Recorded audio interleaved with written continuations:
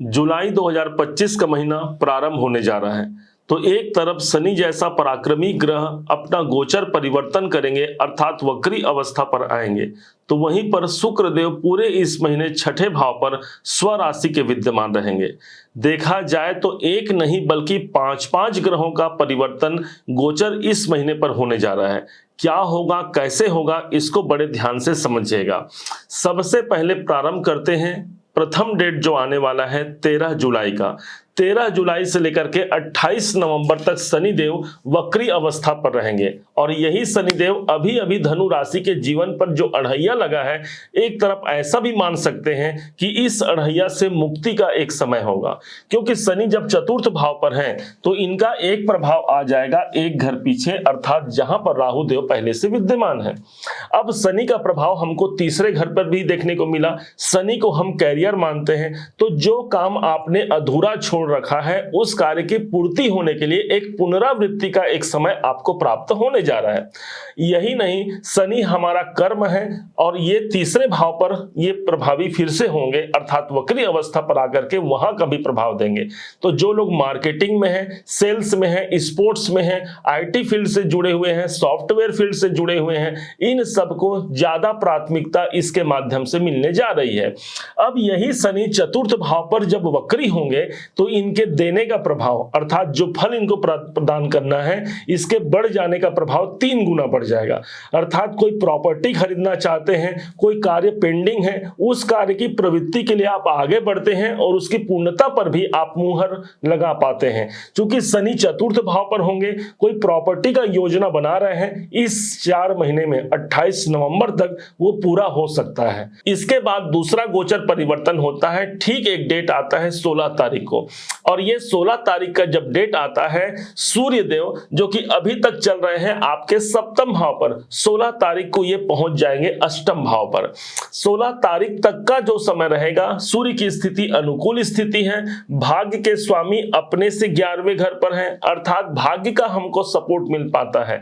नवम भाव ईश्वर की कृपा का होता है, ईश्वर की कृपा मिल पाती है। सूर्य 16 तारीख तक सप्तम भाव पर रहेंगे, कोई बड़े बिजनेस डील भी हो सकते हैं। सूर्य को हम गवर्नमेंट कहते हैं, तो कोई गवर्नमेंट से जुड़ा हुआ कार्य भी यदि हमारा रुका हुआ है, उस कार्य के लिए एक ज्यादा अच्छी अनुभूति होगी। 16 तारीख के बाद ये अष्टम भाव पर चले जाएंगे, तो उस समय पर अष्टम भाव पर सूर्य का जाना पिताजी के लिए अच्छा नहीं होता। पिताजी के स्वास्थ्य पर हमको ध्यान देना होगा। अपने सीनियर या बॉस के संग भी जो आर्ग्यूमेंट है, इनसे भी हमको बचने की आवश्यकता इस समय पर रहेगी। अगला गोचर परिवर्तन, अगला परिवर्तन होता है, ठीक एक डेट आता है और वो है 18 जुलाई। 18 जुलाई को बुध देव जो इस समय पर अष्टम भाव पर ही चल रहे हैं और ये प्रभावी हो जाएंगे, वक्री अवस्था पर आ जाएंगे। और वक्री अवस्था पर आने के कारण इनका वक्रत्व प्रभाव, अर्थात बुध हमारी बुद्धि है और बुद्धि कहां चली गई, अष्टम भाव पर। अर्थात जो रुकावट, जिस माध्यम से हमारे जीवन में रुकावट आ रही है, कोई प्रॉब्लम हम फेस कर रहे हैं, उस पर हम अपना माइंड, अपना फोकस लगा पाते हैं और उससे निजात पाने के लिए हमको नए नए योजनाओं की प्राप्ति होती है। बुध हमारा फोकस है, बुध हमारा माइंड है। अष्टम भाव पर बुध रहेंगे, आपका ऑकल्ट की ओर ध्यान आकर्षित होगा, गुप्त तंत्र मंत्र ज्ञान विज्ञान की तरफ भी आप आकर्षित हो सकते हैं। चूंकि यही बुध का प्रभाव दसम भाव के स्वामी है, अष्टम भाव पर रहेंगे, इसलिए कार्यों में अचानक से परिवर्तन आने का योग बनता है। इसके बाद अगला गोचर परिवर्तन जो होगा, और वो होगा शुक्र देव के माध्यम से 26 जुलाई को। ध्यान रखिएगा, 26 जुलाई तक धनु राशि के छठे भाव पर, जहां पर 2 नंबर की राशि लिखी है, यहीं पर शुक्र देव विद्यमान रहेंगे। माना जाता है शुक्र देव जब भी 2 नंबर और 7 नंबर की राशि पर रहते हैं, इनका ये स्वयं का स्थान है और ऐसे कुंडली को भी हम मिलेनियर बिलेनियर वाली कुंडली कहते हैं। अब इस समय भले हमारे कुंडली पर वो योग हो ना हो, लेकिन गोचर में यदि योग बना हुआ है और छठा भाव प्राप्तियों का होता है और शुक्र को हम धन कहते हैं, इस हिसाब से धन प्राप्ति का कोई संयोग बन सकता है। 2 नंबर की राशि पर शुक्र रहेंगे, शुक्र के पास सौंदर्य है, अर्थात कोई रोग है, कोई समस्या है, उसमें भी एक लगाम लगने की संभावना बढ़ जाएगी, अर्थात हम अपने कार्य की निरंतरता को आगे बढ़ाते रहेंगे। जैसे ही 26 तारीख का ही डेट आता है, शुक्र छठे भाव को छोड़ करके सप्तम भाव पर प्रविष्ट हो जाएंगे। ये घर इनके मित्र का घर होता है, बुध का घर होता है। गुरु और शुक्र का एक संग संयोग देखने को मिलेगा। गुरु हमारा भाग्य है तो शुक्र हमारा धन है। इस हिसाब से धन और भाग्य का समावेश हमको सप्तम भाव पर मिलेगा। चूंकि दसम भाव से दसम भाव है, इसलिए कैरियर से भी हम भाग्य और धन की परिकाष्ठा को आगे बढ़ा सकते हैं। अब अगला गोचर परिवर्तन होता है मंगल के द्वारा, और ये डेट होगा 28 जुलाई को। 28 जुलाई तक का जो समय रहेगा, इस टाइम पीरियड तक मंगल अब ठीक हमको नवम भाव पर मिलेंगे, जो कि पंचम भाव के स्वामी हैं। अब देखा जाए तो आपके लिए योग कारक ग्रह हैं। आपको लगता होगा कि ये योग कारक ग्रह होता क्या है, तो जो प्लस होता है ना, इसे ही हिंदी में हमारे ज्योतिष की भाषा में योग कारक कहते हैं। अर्थात वो ग्रह जो आपके जीवन को जोड़ने आया है।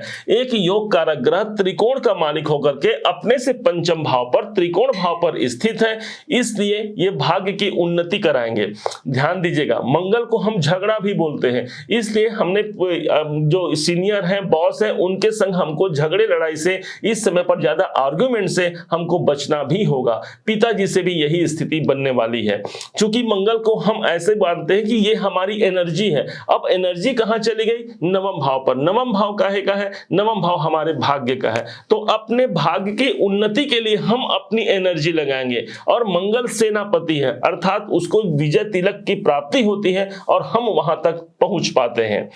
ओवरऑल देखा जाए तो एक अच्छे गोचर परिवर्तन का प्रभाव हमको इस जुलाई के महीने में दिखने जा रहा है, जिसका प्रभाव आगे लंबे समय तक बरकरार रहेगा, एक शुभ संयोग रहेगा। ध्यान रखिएगा, इस महीने जो उपाय करना है, ओम नमो भगवते वासुदेवाय का जाप जरूर कीजिएगा, क्योंकि यहां पर नवम भाव पर मंगल केतु विराजमान है, और साथ में जो नवमेश है वो अष्टम भाव पर मौजूद रहेंगे। भगवान सूर्य की आराधना करना, ओम घृणी सूर्याय नमः का जाप करना, सूर्य को जल अर्पण करना, इस समय को एक बेहतरीन समय निकाल करके हम तक पहुंचा जाएगा।